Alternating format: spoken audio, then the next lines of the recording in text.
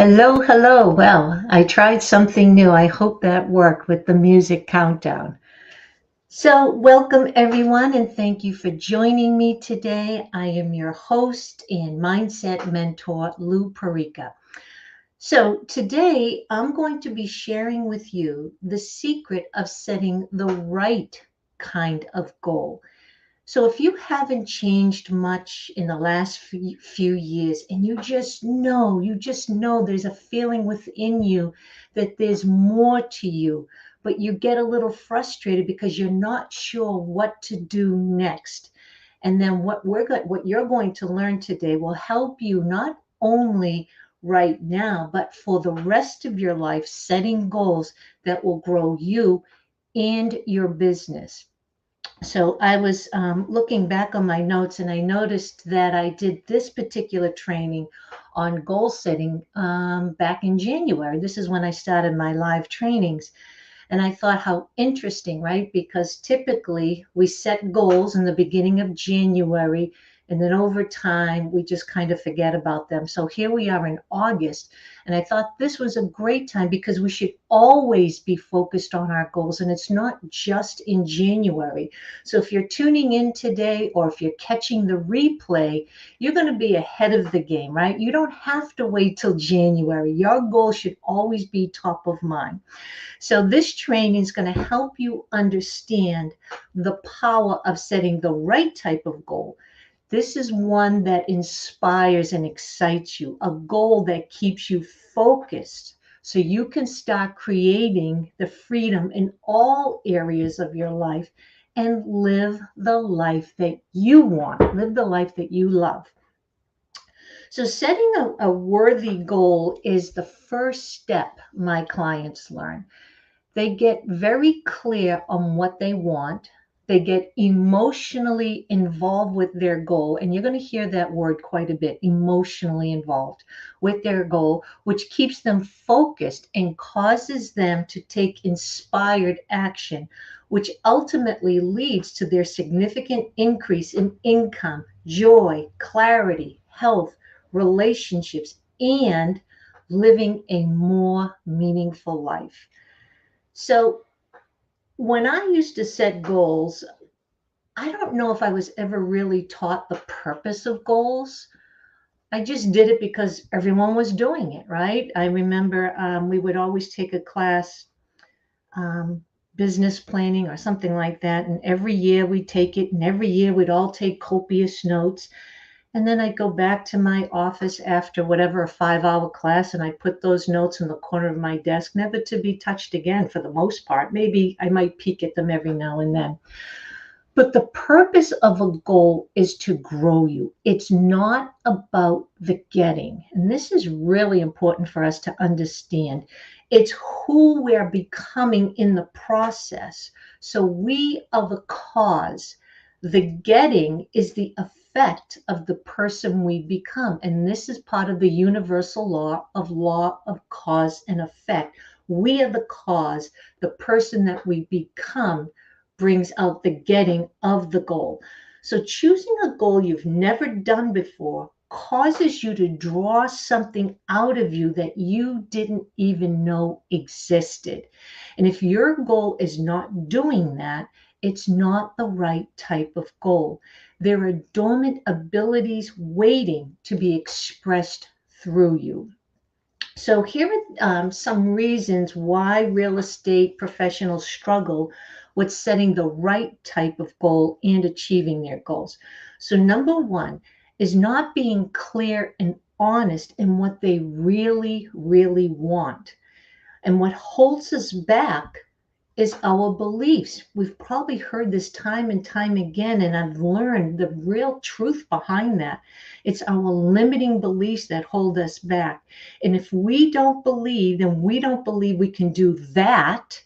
And then the fear of someone thinking, talking about us, or the fear of failing. These are the things that hold us back. Number two is setting logical goals. And I did this for years. I would maybe want to increase my sales or my income, maybe 10%, maybe if I was feeling crazy, 20%, right? Very logical goals. But logical goals get us logical results. They're keeping us thinking within our radar screen, the one that we're familiar with. But big goals are illogical, they're emotional. They may not make sense to you now, but if you just allow yourself to go into your imagination and just go there, what would it be like if I did X, Y, and Z, this big, audacious goal? And you could feel that. It would feel amazing. You actually would feel the difference between your logical goal and the illogical goal. Again, the illogical goal is very emotional. Number three, when we're not excited and again emotionally involved with our goal, then we don't make a committed decision to do whatever it takes, no matter what, and persist with a victorious attitude. If you don't do that, then what happens? You start to give up. And then you start the process of hoping something else will come along or change soon. And this is reacting to life instead of creating life. Does this sound familiar? I know I did it for years. So I'm just sharing my experiences with you and how much I have changed and grown. And yes, I do have a big, audacious goal. And that big, audacious goal has caused me to come way out of my comfort zone.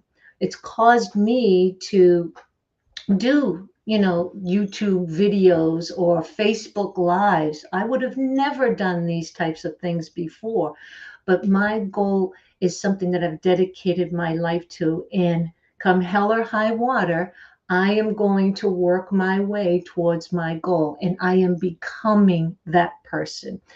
So let me share with you the three types of goals that we have in our program. It's the A goal, the B goal, and the C goal.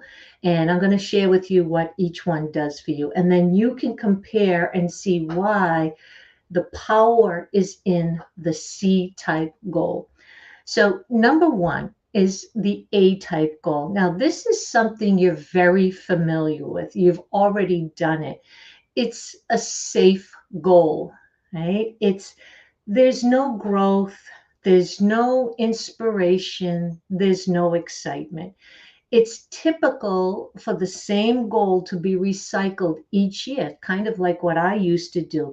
But it's like, chewing gum. You're chewing the gum over and over, and eventually it just loses its flavor, right? So we are all creative beings, and the purpose of life is to create.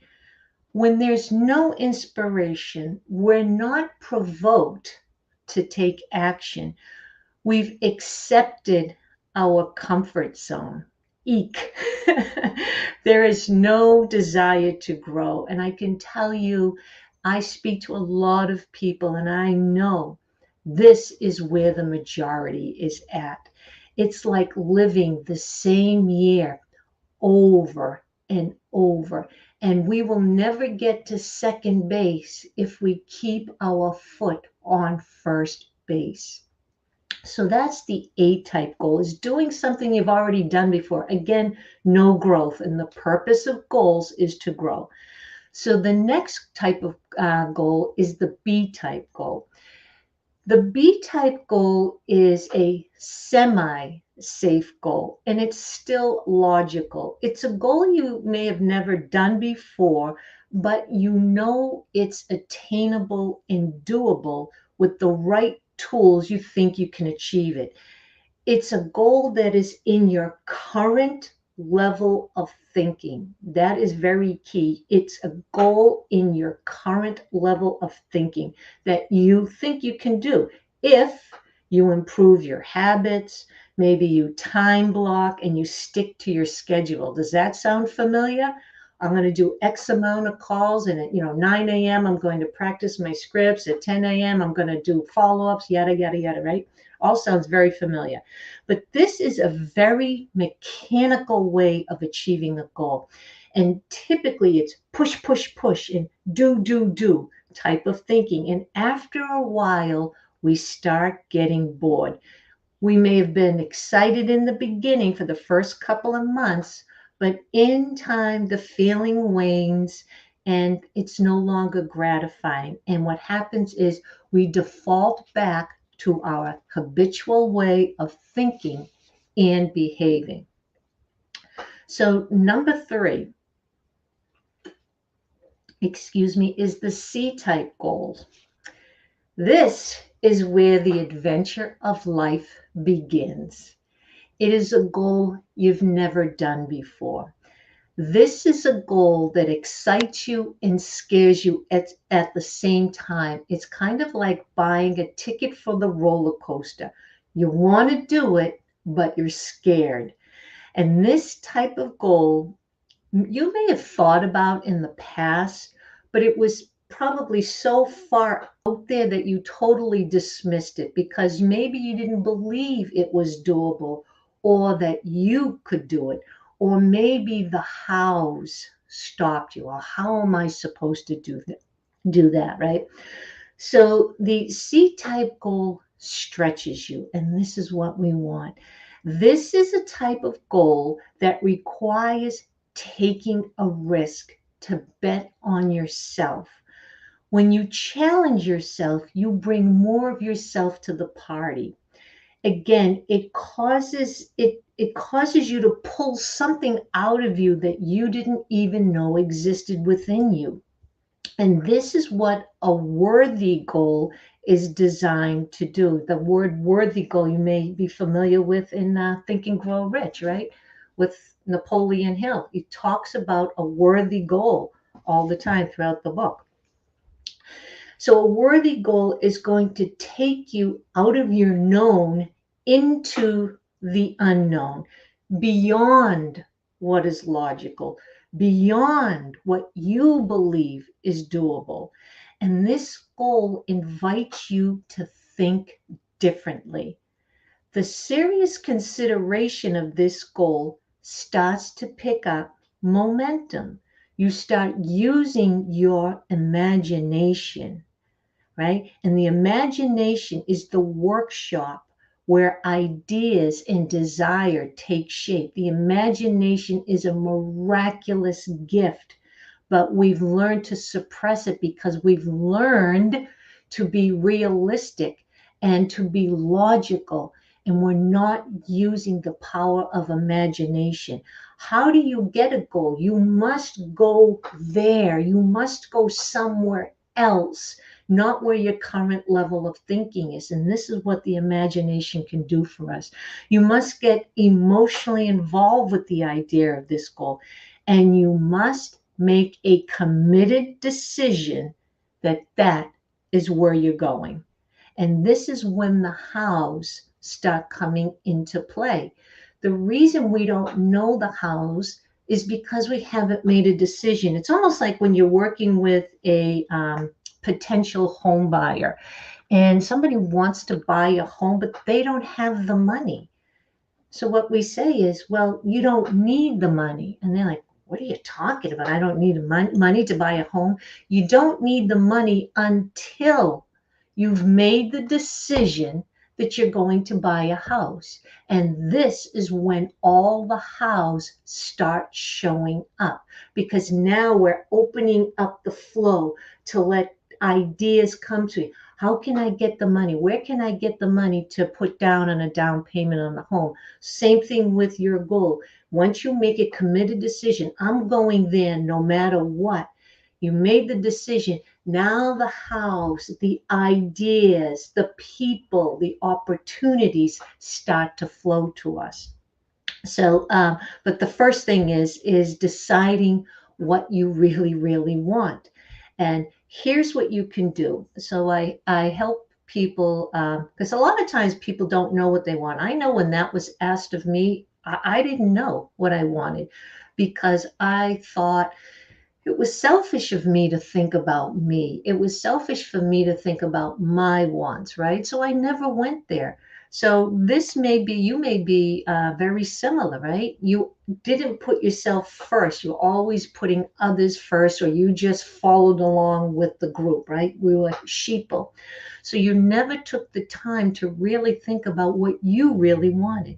So what I have people do is I tell them to go to a really quiet place, set some time aside for you, put on some soothing, relaxing music, and just start to relax and just get a piece of paper and a pen and just start writing down what it is that you would really, really love. How would you love to live? How would you love to feel? What would you really want? It's like a shopping list. Don't think about the house. Don't think about I can't. Just write, just write. And I'm sure you've heard of doing this before. And once you get a list for your personal shopping list and a list for your professional shopping list. And then what you want to do is you want to pick one from each category. But the ones that you pick from each category, they really need to have your soul sing. They need to stir that emotion. This is really what I would love to do or love to have or love to be, right? Again, they have to emotionally connect with you. And then you have to ask yourself these two important questions. Am I able to do this? Most likely you are. And I also ask potential clients or prospects, what would you do? What do you think you could do if you had 2 or 4 times the confidence that you have right now? It's really amazing to realize I could probably do a lot more. Yeah. So it's really the confidence and the self image that holds us back. So, am I able to do this? Most likely the answer is yes. But here's the big question. Am I willing to do whatever it takes? And this is where most people fall short. Most people, I'm going to say it, are lazy. They're looking for technology. They're looking for something outside of themselves to give them what they truly want. But as we know, we cannot keep up with technology. It just keeps going and going and going and going. And what happens, it makes us feel kind of lousy and frustrated, right? The technology is constantly changing. But here's the thing, human nature does not change. The way the mind operates, the creative process that takes an idea that's a spiritual idea, a non physical idea, and brings that idea into physical form, this process never changes. So ask yourself, am I willing to do whatever it takes? Am I willing to dedicate my life to this goal? So you're going to spend the time, you're going to spend the money. You may as well spend the time being great and doing what you love. Ask yourself, why is this important to me? Another question, what would it do for me and how would I feel with the having of it? See, it's really all about the feeling. As we know, we've all probably purchased a new car. We were so excited when we got that new car, right? And after a couple of months, maybe 3, 4 months, typically it just becomes a car, right? Maybe even stop washing it as often and keeping it clean. Now it just becomes a car because it's the feeling that we really want, not so much the material things, right? So after you've asked yourself these questions and you still want these goals, now we write our goal down and we look at it every day. And here's something, I have goal cards. They're out there right now. They're in my pocketbook and in the other room. But I have these little goal cards and it has my goal written on there. I write my goal out every single morning. I have an alarm on my clock set for every 3 hours where I am repeating my goal. So I'm starting to think about my goal. I'm feeling about the goal. I'm behaving as if the goal is already achieved. You must be the person with the goal already achieved. This is key. This is key. Not so much the do. When you behave, when you really think and feel like that person with the goal achieved, and I use the example of a top producer, right? That may not be your goal. I just use that for an example. You must think, feel, act, walk, and talk like a top producer. When you start thinking and feeling that way, the behavior starts to come out naturally. Doing the action steps that are necessary is a lot more natural, because that is how a top producer thinks and behaves. So when you find yourself emotionally involved with the goal will change your behavior. As your behavior changes, the results will change. This is the creative process that takes an idea and brings it into reality. Okay? Your desire is yours. It was meant for you, whatever that may be. Again, I use the example of top producers. Some people want to be a top producer, some don't. Some people want to be doctors, others want to be engineers, someone else wants to be a truck driver, somebody else wants to be, I don't know, a dancer. It doesn't matter what it is, but you have a desire. I have a desire, and this is what we want to bring out. And there's a book that I read. Do I have it here? Working with the Law. I can never face this. Okay, Working with the Law. In it, it says, no desire is felt until the supply is ready to appear. No mind can be conscious of a need or of a desire unless the possibility of its fulfillment exists. Your prayer, your desire, and your inner urge are like a magnet, and the stronger the power of your magnet, the greater its attraction. And again, that's from the book Working with the Law. And what I have people do is keep your goals to yourself unless you are talking with like-minded people that think big and want to grow themselves. The other people are not going to understand what you want to do and what you want to achieve. And I say, they will typically poo-poo on your parade. And how are you going to do that? Oh yeah, well, good luck. So be very, very selective, very careful who you talk about your goals with. These are your dreams, your desires, and no one else's. And I want to leave you with this. If you want to receive more business, give more value. If you want to receive more money, give more money. If you want to receive more love, give more love. If you want more happiness, go make 5 people a day happy. If you want better relationships, be the person a person would want to be in a relationship with. Focus on the giving, and the receiving will take care of itself. So I hope you enjoyed what I shared with you today. Again, that's step 1 in my Thinking into Results program.